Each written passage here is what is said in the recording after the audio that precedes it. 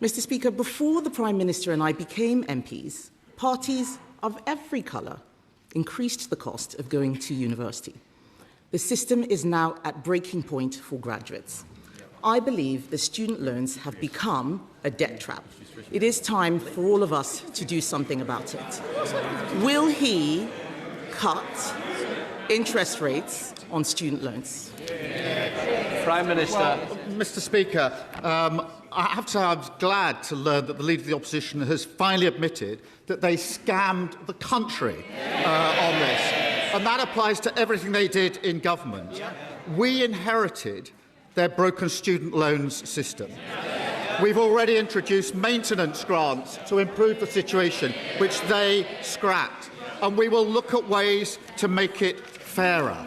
And we will do other things within the economy to help students. What other things they say? The news this morning, Mr. Speaker, 7 a.m, energy bills coming down by £117 for millions of families and young people struggling. That's guaranteed money off bills in April, driven by the action that this Labour government has taken. We promised to cut the cost of living. We are cutting the cost of living. Mr. Speaker, I asked him if he would cut interest rates on student loans. No answer. And for the record, energy bills are still higher than when he came into office. He keeps talking about the last government. In case he hasn't noticed, my party is under new leadership. A lot of people wish his was too, including the backbenchers sitting behind him. But let's talk again about student loans and student fees even. Because to win the Labour leadership, yes, with Labour together, the Prime Minister promised to abolish tuition fees. In opposition, the Education Secretary said, graduates, you will pay less under a Labour government. I wonder what happened to those people. But can the Prime Minister tell us whether graduates are paying more or less under Labour? Prime Minister. Certainly many in her party are under new leadership, Mr. Speaker. They're up there. The only change she's brought to her party is to make it smaller. And she talks about interest rates on loans. Mr. Speaker, not only have energy prices come down this morning, but since we were last here across the dispatch box, inflation has fallen as well, which has a huge impact on interest rates. Fallen to 3%. And the Bank of England say it's going to keep on falling. That's only happening because of the decisions that we made at the budget, opposed by the party opposite. They talk about the cost of living. This government is taking action, and under their watch, inflation was 11%, which crippled the state of finances for students as their loan rates went up. Mr. Speaker, I am amazed that while we're trying to talk about student loans, the Prime Minister has the cheek to talk about my party being smaller. His party is smaller too, including one MP who was arrested for child sex offences. So perhaps before he gets on his high horse, he should ask why his backbenchers are saying that they're being called the PAEDO Defenders Party. Yes. So why don't we get back? So if he... Yes, I didn't say it. I didn't say it. I know it makes them... Yes. Tory. OK, let's have less. Kemi Badenoch. I know they don't like it, Mr. Speaker. Does the honourable member want to leave at this stage? Just understand, I want to hear the question, because it's very important that I do hear, because I may have to make a judgment. So I don't need any more shouting. I know they don't like it, Mr. Speaker, but I haven't said anything that's not true, have I? So perhaps they should get off their high horse, stop making stupid jokes, and why don't we talk about student loans? Policies that may have been fine for 2012 with low interest rates are not fine for 2026. The fact is, graduates are paying more, not less. On Monday, the Schools Minister was asked on the BBC why Labour froze the repayment thresholds. She said the government has, and I quote, huge pressures. Those pressures have been created by his taxes and his borrowing to pay for more welfare. Why is the Prime Minister taking from students to give to Benefit Street? What a nerve. Under their government, student loan thresholds were frozen for 10 years. 10 years. They broke the system. They did it with a bloke over there when they were in coalition together, and we're fixing it. Now, she used to say just a few weeks ago that she was going to focus on the economy at the exclusion of everything else. So I'm doing her a favour by bringing it back to the economy, because 117, desperate to talk about the economy, £117 off energy bills, inflation going down.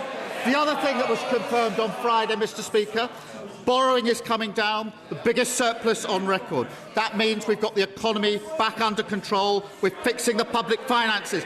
Now, I know the party of Liz Truss don't understand any of this, but she should welcome those changes when she next stands up. Mr. Speaker, he says they're fixing the student loan system. How? He wasn't even talking about this until I raised it. The fact is, those policies... And it goes for the row as well. Chair Select Committee expects a standard, not to shout somebody down. Kemi Badenoch. Mr. Speaker... I don't need any back chat. Thank you, Mr. Speaker. He's only talking about student loans now because I raised it. He says they're fixing the problem. The fact is, he's not. Why is it that I'm willing to ditch old Conservative policies that don't work and he wants to keep them? He's not going to do anything about it at all. On Monday, they voted to increase benefits yet again. The fact is, he is taking money out of the pockets of graduates and giving it to people who are not working. It is not fair. It is not just that he is saddling graduates with debt. It's not just that he is saddling graduates with debt. Yesterday, the Bank of England, yes, where she used to work in customer services. Yesterday, the Bank of England... Yesterday, Mr. Speaker, the Bank of England said that his policies are fueling youth unemployment. That's not us, that's the Bank of England. For the first time ever, youth unemployment is now higher here than it is in the EU. And while he blames everyone else, our young people can't get jobs, they are losing hope and even leaving the country. Will the Prime Minister tell us how he plans to deal with it?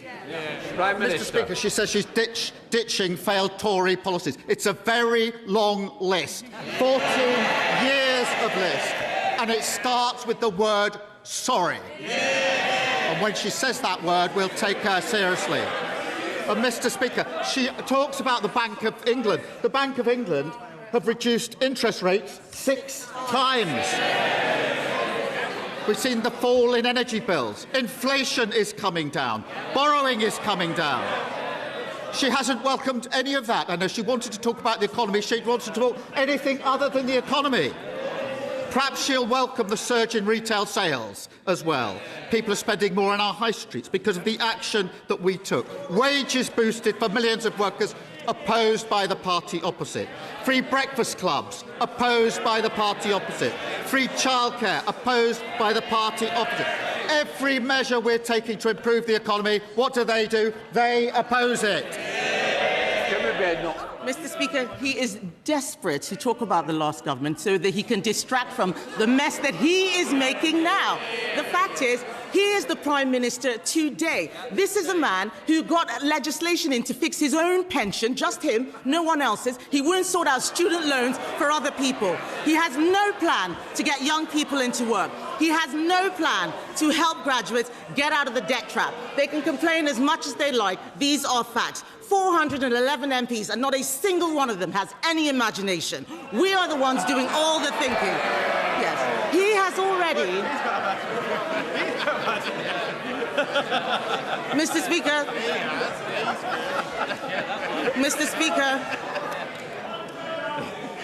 Mr. Speaker, the Prime Minister has already made 15 U-turns.